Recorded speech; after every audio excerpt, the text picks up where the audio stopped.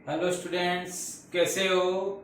मैं संदीप शर्मा और आप देख रहे हो मेरा यूट्यूब चैनल बिग्स इंस्टीट्यूट, जिस पे आपका स्वागत है। तो बच्चों, प्रीवियस जो अपनी क्लास हुई है उसमें अपन गाउस का नियम पढ़ चुके हैं कि गाउस का नियम होता क्या है और उसको कूलॉम के नियम की सहायता से कैसे उत्पन्न किया जाता है। आज का जो अपना टॉपिक है वो गाउस के नियम से संबंधित कुछ पॉइंट्स हैं जिन पे आपको क्या कर सकते हैं, क्वेश्चंस पूछ सकते हैं।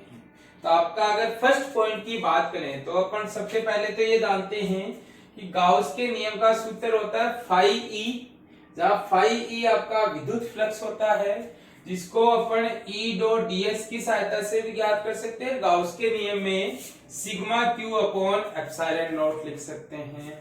अब इसमें आपके पास यहाँ जो ये सिग्मा क्यू आता है वो सिग्मा क्यू क्या होता है, बंद पृष्ठ, जिसको अपन ने क्या नाम दिया, गॉसियन सतह में विद्यमान आवेशों का योग होता है।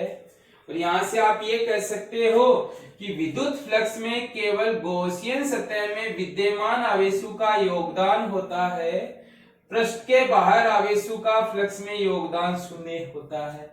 अब इस लाइन का मीनिंग समझने के लिए आप ये ज्योमेट्री या आकृति देखो, और इस आकृति में मैंने ये कोई आवेश रखे हैं Q1, Q2, Q3, Q4, Q5 और एक ये Q6 और एक ये Q7।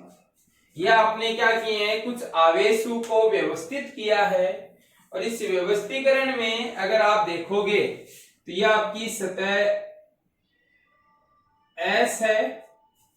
अब इस सतह S में से आपको क्या पूछा है, फाई S पूछा है। यानी कि यहाँ आपके पास ये कोई एग्जाम्पल गिवन है और इस एग्जाम्पल में ये बोला है कि अपन ने इस तरीके से आवेशों को व्यवस्थित किया है। अब आपको इस सतह से फ्लक्स बताना है। तो अब आप सूत्र से लिखोगे फाई एस बराबर sigma Q upon epsilon not. और यहाँ आपने देखा कि सिग्मा क्यू केवल आपका बंद पृष्ठ में जो आवेश है उनका योग होता है, और बंद पृष्ठ में आपका आवेश है Q1 plus Q2 plus Q3 plus Q4 plus Q5 upon में एप्सिलॉन नॉट। तो आपने यहां क्या देखा, आपने यहां देखा कि जो फ्लक्स आया उसमें केवल अंदर वाले आवेशों ने योगदान दिया। ये जो सतह के बाहर जो आवेश हैं उनका योगदान कितना है, 0 है। तो आप यहां से ये कह सकते हो कि गाउस के नियम में अपन जो ये सिग्मा क्यू का यूज लेते हैं, उस सिग्मा क्यू में केवल आपको गॉसियन सतह के आवेशों को लेना है, बाहर के आवेशों का उसमें कोई लेन देन नहीं होता है। तो बच्चों ध्यान रखना, ये योग करते टाइम पे केवल आपको बाहर वाले आवेश अंदर वाले आवेशों को जोड़ना है, बाहर वाले आवेशों से कोई लेना देना नहीं है। तो किसी भी बच्चे को फर्स्ट पॉइंट में किसी तरीके की प्रॉब्लम नहीं होनी चाहिए। मेरे हिसाब से उनको ये पॉइंट समझ में आ गया होगा। अगर कोई दिक्कत हो तो वो पूछ सकता है, कोई प्रॉब्लम नहीं है, उसका डाउट क्लियर किया जाएगा। सेकंड पॉइंट देखो, सेकंड पॉइंट आपको ये कहता है कि नियम लागू करने के लिए मानी गई बंद सतह क्या कहलाती है, गॉसियन सतह कहलाती है। तो पॉइंट हो गया कि गाउस का नियम लागू करने के लिए हमेशा अपन क्या करते हैं, एक बंद सतह का निर्माण करते हैं, और वो बंद सतह क्या कहलाती है, आपकी गॉसियन सतह। अब ये गॉसियन सतह क्या होती है, काल्पनिक सतह होती है, यानी कि इसका वास्तविकता से कोई लेना देना नहीं होता है। अब आपकी ये जो गॉसियन सतह है वो गोलाकार हो सकती है, बेलनाकार हो सकती है, या और किसी भी आकृति की हो सकती है। परंतु ये जो आकृति अपन बनाते हैं या ये जो अपन गॉसियन सतह का सिलेक्शन करते हैं या गॉसियन सतह अपन गॉसियन सतह की कल्पना करते हैं, तो उसके लिए आपको मेनली 2 पॉइंट ध्यान रखने हैं। और वो 2 पॉइंट में से पहला पॉइंट तो ये है कि जो आवेश का वितरण है वो कैसा होना चाहिए, सममित होना चाहिए। तो अभी आपको इस लाइन का मीनिंग बताते हैं कि ये सर सममित का मीनिंग क्या है। आपके पास तो कोई दिक्कत नहीं बच्चों, अपन सममित का मीनिंग अभी समझ लेते हैं। तो जैसे मैंने आपको ये कहा कि आपके पास ये कोई आवेशित तार है, यानी अपन ने इस तार को क्या दिया, आवेश दिया। अब मैं इसको अगर बंद करता हूं तो मैंने एक बेलनाकार आकृति का निर्माण किया, और इस बेलनाकार आकृति का निर्माण किया तो मैंने ये देखा कि आपके पास ये जो आवेश है वो दोनों तरफ सममित है। दोनों तरफ सममित का मीनिंग क्या हो गया कि जैसे मैं अगर यहां कोई बिंदु लूं तो इस बिंदु पर जो आपका विद्युत क्षेत्र होगा इसके कारण नीचे की ओर हो जाएगा, इसके कारण ऊपर की ओर हो जाएगा, यानी कि सममित हो गया। ऐसे ही अगर आपके पास सममित का मीनिंग होता है सिमेट्रिक, दोनों साइड क्या हो, एक जैसा लगे अपने पास। ऐसे अगर मैं यहाँ कोई बिंदु लूं तो इसका विद्युत क्षेत्र इधर बाहर की ओर होगा और नीचे वाले भाग का विद्युत क्षेत्र है वो ऐसे बाहर की ओर होगा।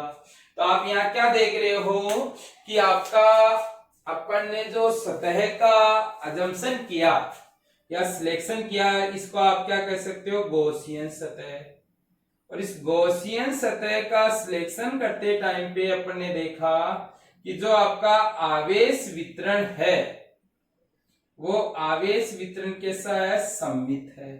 सममित का मीनिंग है सिमेट्रिक। जैसे अगर अपन बात करें तो इस बोर्ड को सिमेट्रिक करना है तो अपन बीच से अगर एक कोई लाइन खींचे तो जैसा भाग इधर है वैसा का वैसा भाग इधर है।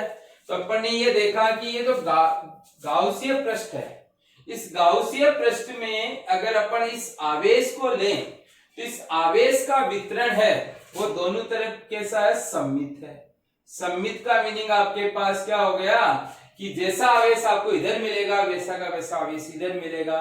तो आप ये कह सकते हो कि गाउसीय नियम को लागू करते टाइम पे अपन एक सतह का निर्माण करते हैं और उस सतह को अपन नाम दे देते हैं आपके पास गॉसियन सतह।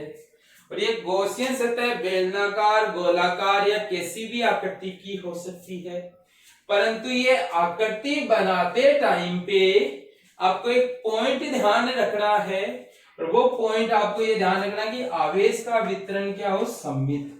सममित का मीनिंग सिमेट्रिक हो आपके पास, ताकि आपको गणना करते टाइम पे कोई दिक्कत नहीं हो। दूसरा जो पॉइंट है वो आपको ये बोलता है कि इस आकृति के कम से कम एक भाग पर विद्युत क्षेत्र का परिमाण क्या हो, नियत हो, ताकि ये समाकलन को हल करते टाइम पे अपन को किसी तरीके की प्रॉब्लम नहीं हो। जैसे अभी अपन ने ये आकृति बनाई तो आप ये कह सकते हो कि इस आकृति के ये आपका आवेश था, तो ये इधर की दूरी और ये इधर की दूरी आपकी एक समान है।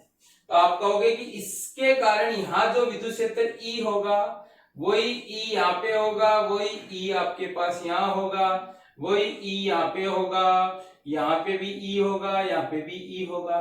तो आप कह सकते हो कि बिंदु पर दिशा अलग अलग मिल सकती है, परंतु अपन को इस पूरी सतह पर विद्युत क्षेत्र का जो मान है वो क्या मिलेगा, नियत मिलेगा। तो गॉसियन सतह निर्मित करते टाइम पे आपको दो तरीके के पॉइंट ध्यान रखने हैं।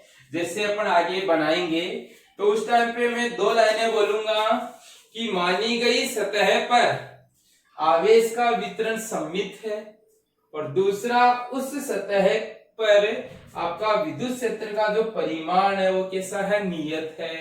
तो अपन कह सकते हैं कि अपनी गॉसियन सतह अपनी इस इंटीग्रेशन को हल करने में क्या करेगी, मदद करेगी। तो बच्चों पहला पॉइंट था कि आवेश केवल अंदर का यूज लेते हैं, बाहर के आवेश का कोई लेना देना नहीं होता। दूसरा पॉइंट आपको ये कहता है कि गाउस के नियम में अपने एक सतह का निर्माण करते हैं जिसको गॉसियन सतह कहते हैं। ये गॉसियन सतह किसी भी आकृति की हो सकती है, पर आकृति बनाते टाइम पे दिमाग में दो पॉइंट रखने हैं। पहला पॉइंट आपको ये ध्यान रखना है कि आवेश वितरण सममित होना चाहिए, यानी सिमेट्रिक होना चाहिए।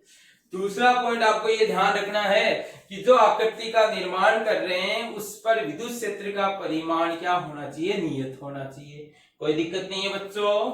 थर्ड पॉइंट देखो क्या कहता है थर्ड पॉइंट कहता है कि गाउस के नियम से ज्ञात किए गए फ्लक्स का मान गॉसियन सतह की आकृति तथा आकार पर निर्भर नहीं करता। तो देखो थर्ड पॉइंट को आप समझो। पहले आपने लिखा कि गॉसियन सतह की आकृति, आकृति का मीनिंग जैसे मैंने एक तो ये गोलाकार आकृति का निर्माण किया और +5 माइक्रोकूलम का आवेश रख दिया। एक मैंने ये घनाकार आकृति का निर्माण किया और इसमें भी केंद्र पे मैंने +5 माइक्रोकूलम का आवेश रख दिया। और एक मैंने ये बेलनाकार आकृति का निर्माण किया और इसमें भी मैंने क्या कर दिया, ये +5 माइक्रोकूलम का आवेश रख दिया। अब अगर आप इन तीनों आकृतियों से फ्लक्स निकालोगे, जैसे मैं इसका फ्लक्स निकालूं तो sigma Q upon epsilon not के सूत्र से +5 माइक्रोकूलम अपॉन में एप्सिलॉन नॉट आ गया। यहां से निकालूंगा तो फाई बराबर निकल कर आया +5 माइक्रोकूलम अपॉन में एप्सिलॉन नॉट। यहां से फाई की वैल्यू आई +5 माइक्रोकूलम अपॉन में एप्सिलॉन नॉट।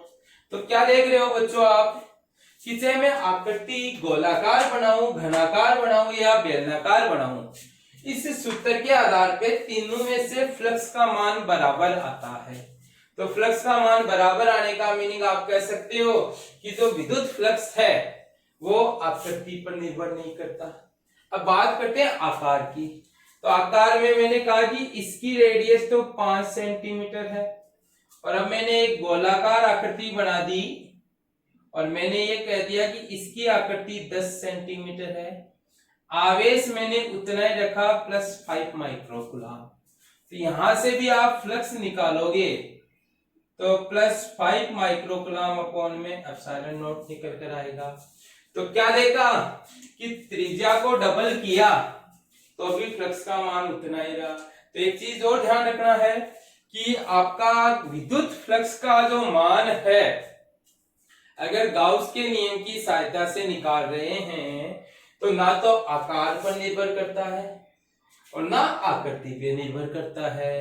तो बात आएगी सर किस पे निर्भर करेगा, तो किस पे निर्भर करेगा, तो उसमें आपका पहला पॉइंट तो लिखा हुआ है कि इसका मान बंद सतह में विद्यमान आवेश की मात्रा पर निर्भर करेगा।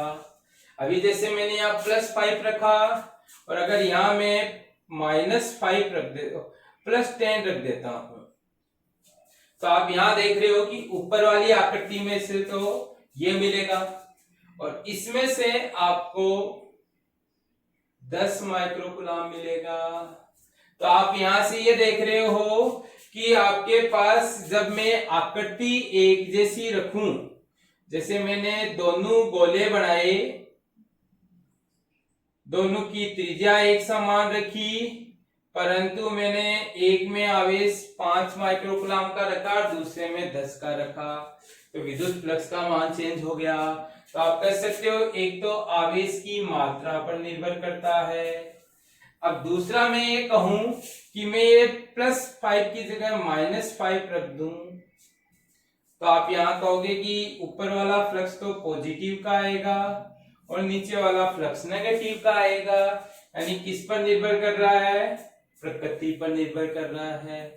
तीसरा मैं ये कहूं कि ये तो निर्वात में रखा हुआ है और ये आपका माध्यम में रखा हुआ है, तो आप कहोगे कि ऊपर वाले में तो एप्सिलॉन नॉट आएगा, नीचे वाले में एप्सिलॉन आया, तो यहाँ पे भी मान चेंज हो गया।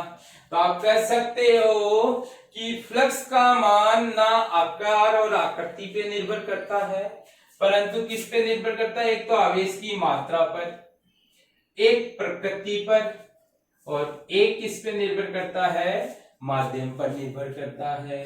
तो बच्चों ये पॉइंट आपको ध्यान रखना है, सबसे इंपॉर्टेंट पॉइंट है आपके पास। कई बार कहेंगे कि अगर आकृति को दुगुना कर दे तो क्या होगा और आवेश को दुगुना कर दे तो क्या होगा। तो आकार को दुगुना करने पर कुछ भी नहीं होगा, परंतु अगर आवेश को दुगुना कर देंगे तो फ्लक्स का मान भी क्या हो जाएगा, आपका दुगुना हो जाएगा। तो फोर्थ पॉइंट में भी किसी को थर्ड पॉइंट में भी किसी को दिक्कत नहीं है। फोर्थ पॉइंट कहता है कि यदि बंद सतह में विद्यमान आवेश शून्य हो तो सतह से संबंध फ्लक्स हमेशा शून्य होता है। इसके लिए सतह एक समान हो अथवा असमान विद्युत क्षेत्र में रखी गई हो। तो अब देखते हैं कि इस पॉइंट का मीनिंग क्या कहना है आपके पास। आपने क्या किया, एक समान विद्युत क्षेत्र बनाया और इस एक समान विद्युत क्षेत्र में अपन एक आकृति का निर्माण किया। यह आपकी कोई एक आकृति है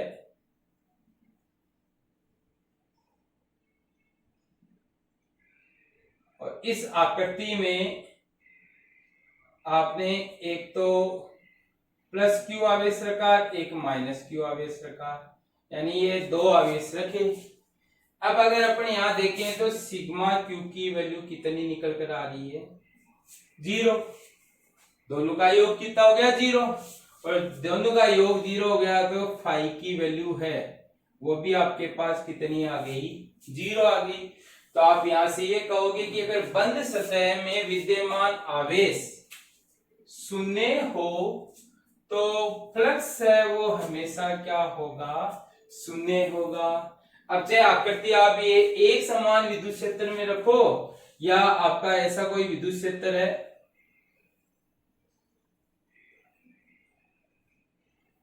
इसमें रख दो। इस आकृति को यहां लाके रखोगे तब भी सिग्मा क्यू की वैल्यू कितनी मिलेगी, 0 मिलेगी। तो आपको ये पॉइंट ध्यान रखना है कि अगर आपके पास कोई ऐसी आकृति है जिसमें विद्यमान आवेश का मान शून्य है तो आप कहोगे फ्लक्स भी शून्य होगा। उस टाइम पे आप ये कह सकते हो कि यहां आपके पास फाई नेट है वो कितना है, और फाई नेट को कैसे लिखोगे, phi in plus phi out. देखो ये तो अंदर जा रहा और ये बाहर निकल रहा, तो आप कह सकते हो कि दोनों का योग है वो किसके बराबर है, 0 के। तो आप कह सकते हो फाई इन इक्वल टू होगा फाई आउट के, जिसमें एक धनात्मक है तो दूसरा कैसा हो जाएगा, ऋणात्मक, जिनके कारण इनका योग कितना मिल जाएगा आपको, 0 मिल जाएगा। इसका उदाहरण अपन एक बार पहले भी कर चुके हैं। जैसे ये आपका बेलनाकार आकृति है, इस बेलनाकार आकृति में यहाँ का प्लस फ्लक्स है वो माइनस ES था और यहाँ का फ्लक्स है वो प्लस ES था। नेट कितना आया था आपका, 0 आया था। तो आपको फोर्थ पॉइंट ये कहता है कि आपके पास अगर कोई ऐसी आकृति है जिसमें कुल आवेश का मान 0 है या कोई आवेश ही नहीं है तो उसका फ्लक्स भी 0 मिलेगा। अब उसके लिए चाहे आप उस आकृति को एक समान विद्युत क्षेत्र में रखो चाहे असमान विद्युत क्षेत्र में, और उसके लिए आपका क्या पॉइंट लागू होगा कि जो निवेशी फ्लक्स यानी अंदर जाने वाला वो निर्गत फ्लक्स के क्या होगा, तुल्य होगा। कोई दिक्कत नहीं है बच्चों। फिफ्थ पॉइंट आपको ये कहता है कि गाउस का नियम तभी लागू होता है जब आपका व्युत्क्रम वर्ग के नियम का पालन होता है। और आपको पढ़ाया गया है कि व्युत्क्रम वर्ग का मीनिंग है विद्युत क्षेत्र दूरी के वर्ग के व्युत्क्रमानुपाती हो या बल है वो दूरी के वर्ग के व्युत्क्रमानुपाती हो। इसको कह देते हैं अपन व्युत्क्रम वर्ग नियम का। तो अगर किसी क्षेत्र में ये नियम लागू है, जैसे विद्युत फ्लक्स के लिए अपन विद्युत क्षेत्र लेते हैं और विद्युत क्षेत्र दूरी के वर्ग के क्या होता है, व्युत्क्रमानुपाती होता है। यानी कि विद्युत क्षेत्र किसका पालन करता है, व्युत्क्रम वर्ग नियम का पालन करता है। इस पे बेस्ड आपके एक क्वेश्चन पूछते हैं कि कूलाम के नियम में इसकी जगह अगर ये हो तो गाउस का नियम लागू होगा या नहीं होगा। तो आप कारण दोगे कि गाउस के नियम की जो लागू होने की शर्त है वो यही है कि वो व्युत्क्रम वर्ग नियम का पालन करना चाहिए, और इस जगह आपका व्युत्क्रम वर्ग नियम का पालन नहीं हो रहा, इसलिए अपन ये कह सकते हैं कि आपके पास यहाँ जो है वो गाउस का नियम लागू नहीं होगा। तो बच्चों आपका फिफ्थ पॉइंट में भी कोई दिक्कत नहीं होनी चाहिए। अब आपका लास्ट पॉइंट है वो आपको ये बोलता है कि आपके पास गॉसियन सतह के किसी भी बिंदु पर विद्युत क्षेत्र E उस बिंदु पर परिणामी विद्युत क्षेत्र होता है। यह विद्युत क्षेत्र दोनों तरीके के आवेशों से मीनिंग क्या है कि गॉसियन सतह के अंदर का और बाहर के कारण होता है। तो आप इसको ऐसे समझो कि जैसे मान लो कि मैंने ये कोई एक आकृति ली, अब इस आकृति में मैंने अंदर रखा +5 माइक्रोकूलम का और बाहर रख दिया मैंने +2 माइक्रोकूलम। यार चलो आप उससे देख लो कि ये मैंने कोई एक आकृति ले रखी है, इसमें मैंने एक तो +Q रख दिया, एक -Q रख दिया आपके पास, और एक आपके पास यहाँ +2Q रख दिया। अब मैंने बोला कि यहाँ कोई एक बिंदु लिया आपने, दोबारा ढंग से समझना बच्चों, ये कोई एक आकृति ली है, इसमें 2 आवेश तो मैंने अंदर रखे, एक आवेश आपका बाहर रखा। अब मैंने इस सतह पे बिंदु लिया और इस सतह पर बिंदु लिया तो मैं जो विद्युत क्षेत्र निकालूंगा वो EP बराबर में ये लिखूंगा E + Q + E - Q और प्लस E + 2Q, यानी कि इस बिंदु पर जो विद्युत क्षेत्र आया उसमें आपके पास इनसाइड यानी अंदर के आवेश भी भाग ले रहे हैं और बाहर के आवेश भी भाग ले रहे हैं।